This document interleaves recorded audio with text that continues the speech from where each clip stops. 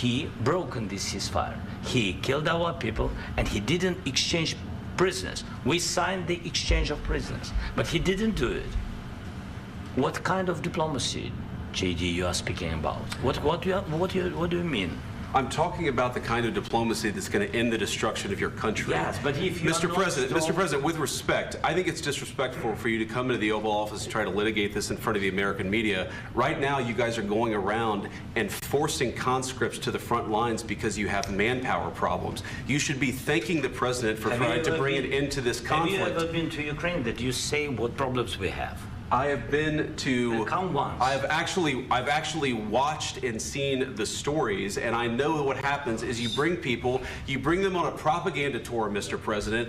Do you disagree that you've had problems bringing people into your military? And do you think that it's respectful to come to the Oval Office of the United States of America and attack the administration that is trying to prevent the destruction of your country? A lot of questions. Let's start from the beginning. Sure. First of all, during the war, everybody has problems, even you, but you have nice ocean and don't feel now, but you will feel it in the future. God bless. You don't know that. God bless. You don't God know bless. That. You will not have a war. Don't tell us what we're going to feel. We're trying to solve a problem. Don't tell us what we're going to feel. I'm not telling you. Because you're in no position to dictate that. That's exactly what you're doing. You're in no position to dictate what we're going to feel. We're going to feel very good. You will feel influence. We're going to feel very good and very strong. You will feel influence. You're right now not in a very good position. You've allowed yourself to be in a very bad position, and he happens to be right about it. From the very beginning of the war. You're not in a good position. You don't have the cards right now. With us, you start having cards. Cards. Right now, you don't. You're playing cards. You're playing cards. You're gambling with the lives of millions of people. You're gambling with World War III. You're gambling with World War III.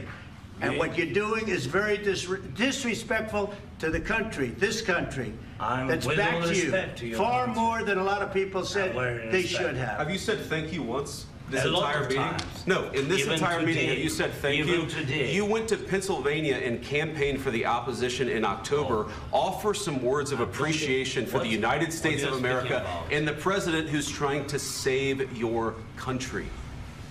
Please, you think that if you will speak very loudly about the war, He's not speaking loudly. He's not speaking loudly. Your country's in big trouble. Can I Wait a answer? minute. No. You've done a lot of talking.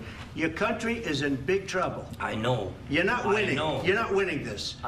You have a damn good chance of coming out okay because of us. Mr. President, we are staying in our country, staying strong from the very beginning of the war. We've been alone, and we are thankful. I said thanks you haven't in been this alone. cabinet. You haven't been only alone. in this cabinet. We gave you, through this stupid president, $350 billion.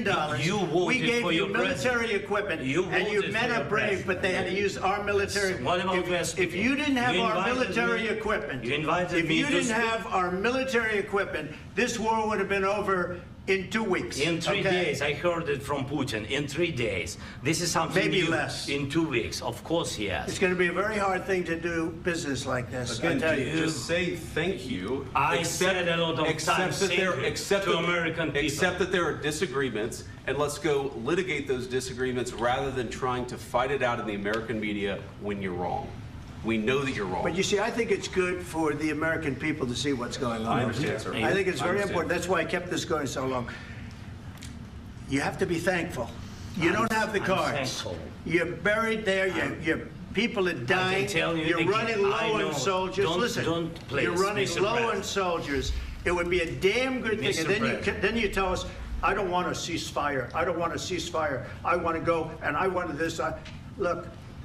If you could get a ceasefire right now, I tell you, you take it so the bullets stop flying and your men stop getting killed. Of course, we want to stop the war. But you're saying you don't want a ceasefire. But I said to you, I want a ceasefire. With guarantees. Because you'll get a ceasefire faster than an agreement. Ask our people about ceasefire, what they think. That wasn't with me. For you that wasn't with me. That was with a guy named Biden, who was not a smart person. That was with Obama. It was your president. Excuse me. That was with Obama, who gave you sheets, and I gave you javelins. Yes. I gave you the javelins to take out all those tanks. Obama gave you sheets. In fact, the statement is Obama gave sheets and Trump gave javelins. You got to be more thankful, because let me tell you, you don't have the cards. With us, you have the cards. But without us, you don't have any cards. One more question to Mr. Vice President. I'm sorry. It's going to be a tough deal to make.